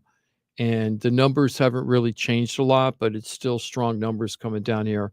The great majority of the people that are moving to Florida are not U.S. citizens. They're foreign nationals that are moving here. That's the biggest chunk. But then after that, it becomes New York, and New York is bigger than California, Michigan, Connecticut, I think, are the other top three. But there's still a big influx coming here. I think we had a 1.9% increase in population in Florida last year, which was the biggest increased population in the country. So, we're popular, but we have a lot of people, and I've never seen this before in the, let's see how long I've been doing real estate since 2003 in some form. I've never seen more people call me and tell me that they're selling their house here and moving to XYZ. And they're moving all over the place, right? Some of them are moving to other parts of Florida that are slower paced with less less build up around it, less traffic, less houses, less population, slower lifestyle. There's a lot of people moving for that and for affordability. But a lot of people are moving out of the state because they just don't want to live in Florida anymore. The South Florida people, they're done. They feel like this is just a congested mess. I hear people talking about it feels like Los Angeles when you're driving, in the highways and stuff. I don't think they've it's never that been bad. to Yeah, LA. yeah. I was gonna say it isn't that bad. Clearly never been to LA. But perception is reality, right? So like these people, this is the decisions that they're making on their lives to move. And a lot of them don't even know where they want to move. A lot of them are like, I'm not sure if I'm going to go to Georgia or North Carolina or Tennessee. They don't even know where they want to move. They just want to move. And the other thing I think that I'm seeing, the reason why a lot of people are willing to take the chance to move right now is the job opportunities. We just had a very strong job market report again yesterday. I don't want to get into the market too much because we'll talk about this with Mike next week. But the job market hiring was super strong again, super strong. And almost 250,000 people hired. Our unemployment rate's down to 3.4%. That is equivalent to 1968 or 69, the last time we were in that interest rate, but unemployment rate. And the other thing I wanted to mention to Johnny, for the first time ever, Johnny, you've always been a big advocate that the unemployment rate is kind of BS and it isn't real. Yeah. I read and I've always agreed with you on that. I think there was a lot of hidden people that are not applying for jobs. It's how they count it. Yeah, how not they a have real the number. But there was I read this in either Barron's or Fortune magazine or something, and there was a pretty legitimate report there that said that in 2019, there was an employment report predicting what full employment would be by 2023. So they did a 4-year outlook in 2019. Now, this is pre-COVID, and what they figured full employment would be for 2023. And it came out to 154 million employees. We're at 156 million right now. So they're saying that report said that whole lost people that aren't really being counted, it's not true. It might have been true earlier, but at this point, they're saying it's not really true anymore, that we have full employment, like regular employment. Anybody wants a job can get a job right now. It's pretty clear. I don't know if it's the job you want, but you can get a job, right? And I just thought that was kind of interesting that they're saying that we got up to regular employment numbers that we predicted we would have pre-COVID. I thought that was kind of interesting. So this economy, as everybody was talking about yesterday, is super resilient. We had the Fed rate. The Feds raised the rate a quarter point again. That was the 10th rate hike for the Fed Reserve. 16-year high, I think. Yeah. Yeah. Yep. It's a 16-year high. And on top of it, they're saying they might slow down because of this whole banking thing. That whole thing really caught me by surprise. And that's what happened to us when we had the last crash. I'm not saying crash, guys. So there's one guy, Pat, who I really like. He used to be a former customer. He always gets upset if people sound like they're hyping things. And I'm not saying there's going to be a crash, but one of the things that happened in the last crash was that we didn't expect that mortgage-backed securities was going to turn into a part of our nomenclature to talk about, people. It seemed like everybody knew what a mortgage-backed security was back then. It's like, oh, they bundled everything and they turned it into stocks and the credit the whole default thing fell. But swaps. and all that stuff. But I'm wondering what the other surprise thing could happen to us. And the thing that keeps popping up into my head: who knew that when the Fed, regular people, that when they were raising the Fed rates, that it was making the banks financially potentially weaker, right?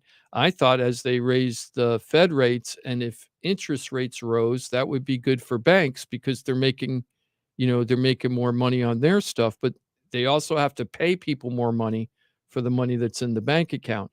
And the way that they have their money put aside, they have long-term bonds, and if they pull it out, there's a penalty. So right now what they're saying is based on normal banking calculations, everybody's pretty solid right now. And that's why half the people, or more than half, are saying, don't worry about it. The whole SVP and whoever that other company was and the other banks, it was not a big deal. It was like a blip related to them, right? But now it seems, you start reading some of these other bigger economic guys, and they're saying, this increase in interest rates on the Fed Reserve can spill over to the public and can affect these banks. And there's already people running on a bunch of different banks right now. There's a lot of money, a lot of regional banks. People are pulling money out still, which is how we had the last crisis where we lost the 3 banks. So I don't know. This is going to be very, very interesting. And those panic always leads us down a bad path. It whether does. it's toilet papers on the shelves, Yeah. gas in our pumps, right? Yep. Or dollars in our banks. That's so panic is the worst friend. For sure. It's so true. So it's going to be really interesting to watch how all this plays out. Right now, though, that soft landing thing is, people are still talking about it because we've been talking about a recession for 18 months and we're still just not there. The recession hasn't happened. I heard stagflation the other day on TV. Oh, well, I was bringing that up. I've been bringing that up since 2019. And Mike used to say, what the heck is stagflation? Because he's too young. I grew up in stagflation. So I know what stagflation feels like. I know how it impacts families and all that. And I don't know if we're at stagflation. And the reason why is stagflation is when you have super high inflation, but your gross productivity is slow and your employment is kind of like middle ground. Your employment's middle ground, but they're not producing as much. Like the per capita production is very, very low, right? That's why they call it stagflation. You have the high prices. It feels like we're getting there, though. But the inflation has been slowing down. It's not speeding up. True. So we'll see. I don't think we're ever even close to the early 1980s, late 1970s, where we had that stagflation. I don't think we're there. That was the Carter-Reagan years. It was in the middle part of Carter, and it was probably went all the way through almost the first term for Reagan, and then it started turning around. Right. I don't think we're in that right now. Could we get there? Who the heck knows? I mean, there's so many things going on. But to me, it's kind of interesting what's going on with the economy on that. So a lot of people in Florida are just like, I'm done with Florida. It's time to move on. So there was an article that came out of the 20 cheapest places to live near the beach in the U.S. And I thought that would be fun to take a look at these 20. Actually, there's 25 cities, and I don't want to go over all of them, but a lot of the people that are moving out of here, they're moving out of state, and most of these affordable beach towns are in Florida, which I thought was kind of funny. So I thought that was kind of funny. So let's take a look at this. They started out at number 25 and then moved up. So the first one in Florida is actually 20 cities. The second to lowest, cheapest city to live for cost of living index is it's number 18 and number 19 on these cities are local cities to us. So one of them's in Broward. Which one do you think is in Broward? It's number 19. And you guys have probably already read this article, maybe. So maybe you know. Okay, good. Thanks for doing all the show prep. So what city do you think in Broward is one of the cheapest beach town cities to live in the United States? I was surprised Hollywood? about this one too. Hollywood would be a good guess, but it wasn't it. It was Deerfield. Okay. Deerfield had a cost of living index of 98.4. I could send you the article if you want to figure out how they calculate that, because I don't know how they do it. But they're saying that it's one of the better cost of living indexes in the area. And it says Deerfield Beach is known for its fishing opportunities with several piers and charter boats in the area. The town also hosts an annual fishing tournament in June. In addition to beach activities, Deerfield Beach has several parks and nature preserves. And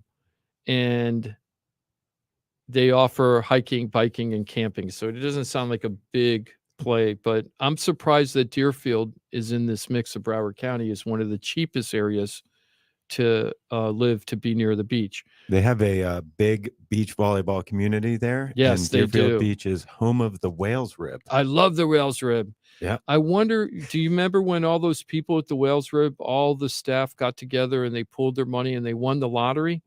I remember. And like 15 or 20 of them won the lottery. Remember And most hearing of about them that. stayed. Most of them stayed their job. That's how cool the Whales Rib is. It's a good place to work. That place is an institution. I used to love the Whales Rib sandwich. That was my favorite. I get the Key West. Oh yeah, the Key West. I Half love the and Key half. Wester. Yep. The pastrami, and then what was the other? It was like pastrami. I forget. Man, it's been there. I haven't been there in so long. I need to go down there. And But the that's always lobster what I bisque get. there is pretty darn good. Yeah. The lobster bisque there and is their, awesome. And their kettle chips. Oh, they call them whale fries. Or whale fries. Yeah, with the fries, whale yeah. juice. Mhm. They even have a thing whale juice. Oh, you're Extra getting me whale hungry. juice. Maybe I'm Extra going whale down juice. there with the extra whale juice. Road Gotta trip. have that. Let's go. Extra whale juice. Yes. And it's always fun. And the next door neighbor, the Flanagans there, when I used to go there and party really hard, they had this bartender named Nancy, and we used to come in there hung over every Saturday or Sunday, and we'd go over there, and we want to get, what do you call it, the thing of the dog that bit you or whatever, Hair of the dog. dog. Yeah. So we need to get some hair of the dog. So we went there one time and we all ordered Bloody Marys. Oh my God, she made them so strong and they were so good. Mr. T's mix. And we were drinking them. And then after 4 or 5, we were supposed to go next door to the Whales Rib. We just kept drinking and drinking and drinking. And the next thing we know, we're calling them Bloody Nancy's because she was making them. So we just called them Bloody Nancy's. And we went there a lot of times to get some Bloody Nancy's. So I love that downtown area. It's awesome. I know you must go. You used to play volleyball down there all the time, right? Occasionally. Yeah, It's you just used to too do far of that a long drive, time ago. but Yeah. Number 18, Vero Beach. Okay, now I expected Vero Beach to be in here because Vero Beach has been in here a long time as being a coastal city, beach city that's relatively inexpensive.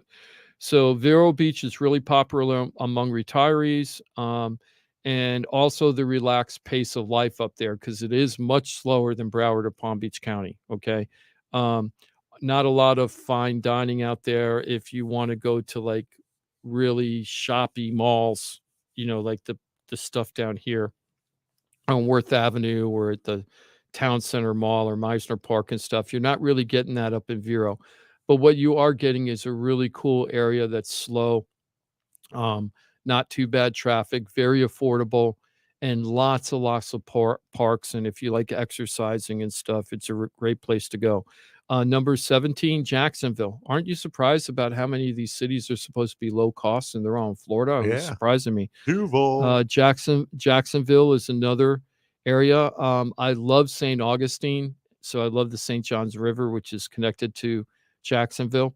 Jacksonville, when I was growing up, was not my favorite city because it always smelt up there. Do you guys ever know about that? You're joking.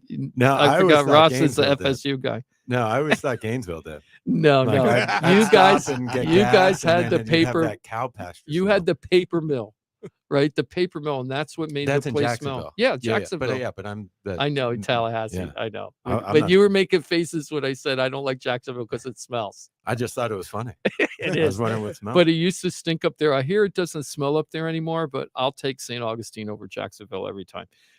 Then the next one is actually New London in Connecticut. Okay. Now, who would have thought Connecticut has relatively cheap beachfront property or beach towns? I wouldn't have thought that, to be honest with you. I've driven through there, and I don't remember it being like beach towny. Yeah. Now, here's one that I would expect, right? Like Ocean Springs. That's in Mississippi. Okay. Mississippi. Yes, I could expect that to be cheaper. How many people do you know go to the Mississippi all the time to go to the beach and stuff? You don't think Mississippi and beach too much, right? I mean, when you're thinking of beach vacations, They got a lot of coast for sure. yeah, but- it does, but I don't really hear people saying they're going to Mississippi a lot. Yeah. You know what I mean? Unless you're going to Biloxi. Yeah. Now, I know I'm going to get hate mail from this, and it's okay because we're just talking here, right? I mean, it isn't factual. It's how we feel, not what the facts are right now, okay? Coos Bay is in Oregon, right? Coos County in Oregon, right? Coos, C-O-O-S, okay? So Coos County is the next one. The next one after that, Pensacola, up here up on the Panhandle, right? Pensacola doesn't smell. Myrtle Beach, South Carolina, Daytona Beach, Daytona, I could see a little bit. Daytona, the last time I drove up there was like 5 years ago. I drove down A1A from St. Augustine down south and took A1A as much as I could the whole way down. Daytona, man, it was, now this is 4 years ago, but I was surprised at how many vacant beachfront properties, including hotels and stuff that were there. That needs that are just, it's such a massive updated needs. That is an area that developers should really take a look at, because that needs a whole revamping over there. It has for But many it years. has a Bring back potential. spring break too. Yeah, Daytona, they should. And well, Miami might say, don't do it because of what they just went through. I think Yeah, Miami wants you to do it. yeah, at yeah. this You point. do it and bring them up there again.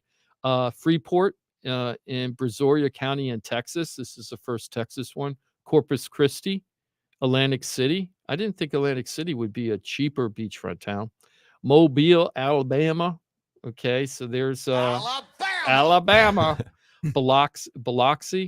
Okay, Biloxi, Biloxi. What the hell am I saying? And then now the top 5. Okay, Bay St. Louis. Okay. St. Louis. In Mississippi, though, it's Oh. Bay St. Louis is a city located in Hancock County in Mississippi, right? So they're saying that's cheap. Brunswick, Georgia, it's a place to go in Glenn County. That is a cool place. Gulfport, Mississippi. Now these are the cheapest because we're in the top 5 now, right? Pascagoula, Mississippi. Sounds like Mississippi's place to go. And then another, I was surprised there's not that many Texas towns. There's one, Port Arthur, near the Gulf of Mexico. That's the only way you can be in Mississippi. And then number 1 is, oh, this is so funny. Oh, number 1 was Port Arthur in Southeast Texas, was Port Arthur in Southeast Texas. So I don't know why I thought Alabama was number 1, because I wrote that stuff to you guys. I said Alabama, but really Mississippi and Florida are the 2 big areas if you want affordable beach towns. What do you guys think? You think that's all true? The devil's always in the details. Mhm. Affordable beach town. It's like, okay, well, what's our criteria here? Yeah, I mean, like ultimately, Jacksonville is the largest city in Florida. So Yeah. you could be all. I didn't know that. Is that true? Because it's as big as a county. As far as okay, square footage, square like miles. yeah.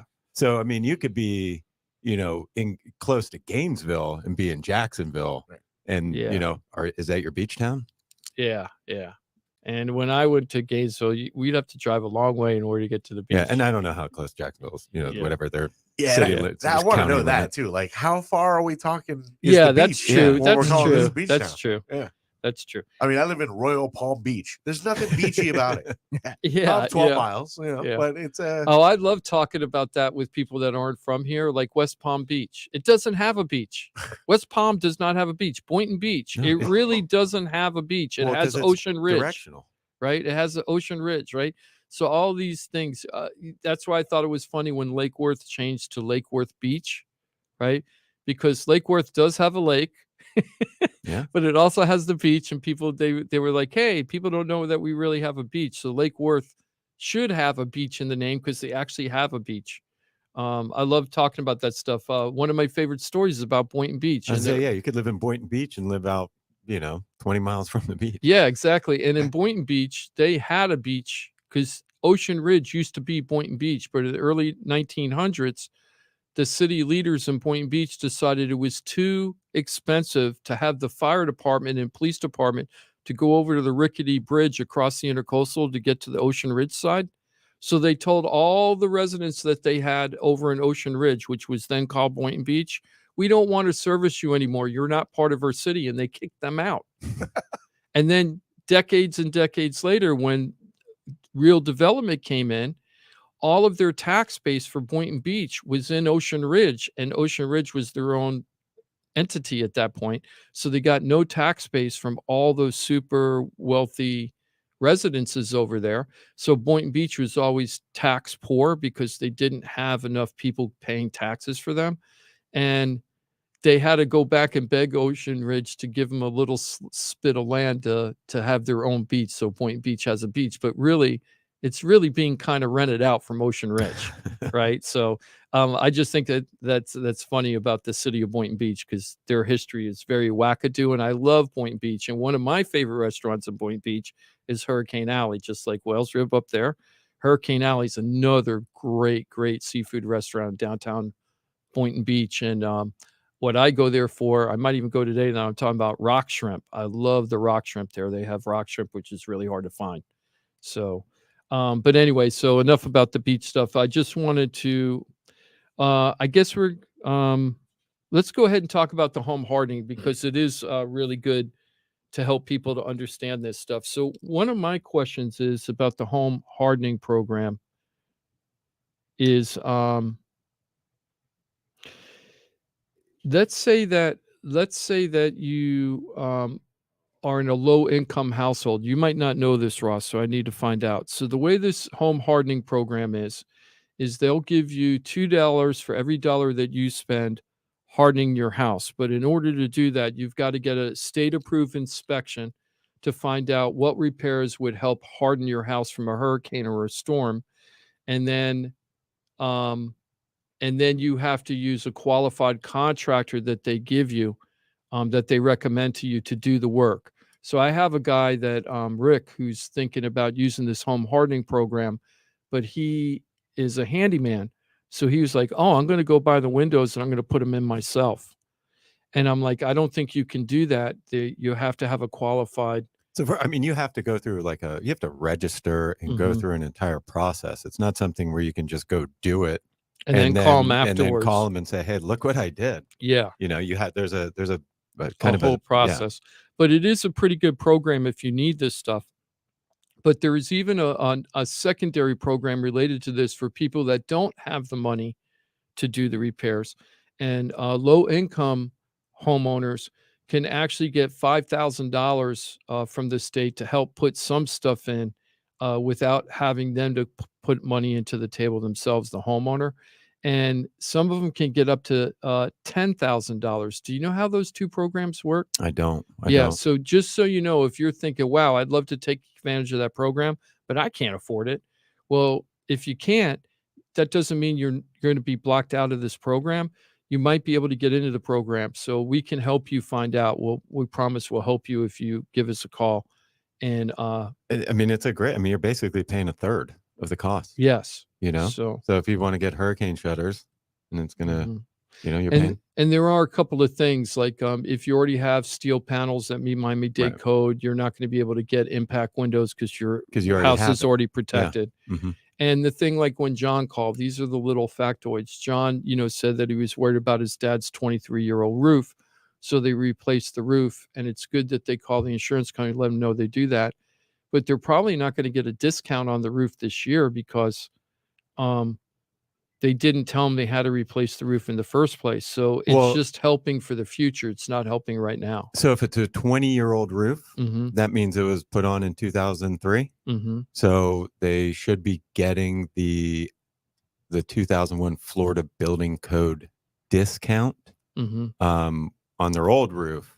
So this new roof, they're already getting that discount. So they're not going to get an additional discount because Citizens doesn't have a discount for the actual year of roof. Right. So what they're doing is protecting themselves from the future of getting a bill in the mail. Or just letting them know, because Citizens will just say, hey, we're going to non-renew you unless you provide proof of, replacement or whatever. Between the flood zone stuff, which is going to happen it's going to roll out over time, and the home hardening program and a couple other things, it's really important that you give us a call if you have questions about this and to try to get in front of all this stuff. One of the things that's scary about these notices about the roof problem, they don't give you a lot of time to deal with it. I think it's like what I read is like 30 to 60 days. Well, the non-renewals have to be 120 days. Oh, that's right, 120. But that's still, it's not, when you're talking about a big ticket item like a roof, and all of a sudden you're not planning on it, and all of a sudden you're getting a notice saying, hey, you got to replace your roof or we're not going to insure you anymore. That's a big ticket item. And if you're not ready, maybe you can't get equity out of your house, you don't have the cash up front. That's a big ticket item. Mm-hmm. So if you're trying to figure out what's going to happen in the future with your house based on deferred maintenance repairs, give us a call. We'll try to figure out what's best for you to get an insurance discount, to even help you replace a roof. Yeah, remember, Florida Talk Real Estate is a .com, your one-stop real estate shop. Reach out to the team. expertise, knowledge, experience, like it goes a long, long way. It's why I send you to the pros. The one-stop real estate shop, Florida talkrealestate.com. Find them on Facebook and YouTube as well. Florida Talk Real Estate. Use it, know it, share it. You can change lives by putting somebody on floridatalkrealestate.com. You might not know that they got a lot going on. Maybe they're trying to buy a home, sell a home. They're stuck with a home. They don't know what to do. Send them to floridatalkrealestate.com. Ross Komarinetz, Brightway Insurance, Juno Beach. Have a great weekend, my friend. Thank you. You too, everybody. Always nice to see you. Jimmy D, that's Jim DePola with the Keller Williams Innovations Florida Home Pros team. I hope you have a great weekend as well, my friend. I'm hungry for seafood now. Timothy's going to stick around and squeeze out a sports show with Greek and Joe. Great to have you with us, my friend. Actually, we're not. We have a best of the penthouse today. Oh, whoa. Mr. Greek is up in New Jersey. Well, then enjoy the best of the penthouse, and we'll be back next Saturday. Florida Talk Real Estate. We do it 2 hours every Saturday, infotainment style, and it's great to have you with us. Thank you, and we'll see you next Saturday. Florida Talk Real Estate right here on Real Radio.